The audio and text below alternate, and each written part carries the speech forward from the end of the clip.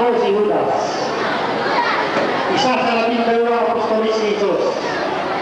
Kilala ako sa pangalang Tadeos. Kapatid ko si Jaime, kaya kami dalawa ay pinsan ni Jesus.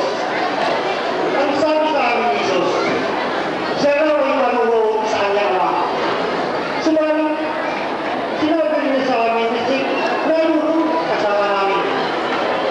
Paano mangyayari yan ang tanong namin kay Jesus? Paano namin malala ikaw ay nasa pipilit? Ang sagot ni Jesus, ang Diyos na masalangit ay magpapadala sa inyo ang Diyos na masalangit ay magpapadala sa inyo ng Espiritu Santo para kayo ay bako ng kabutihan. Ano kaya ang aking nagawa na hindi ka nais-nais kay Jesus? Ako ba yun?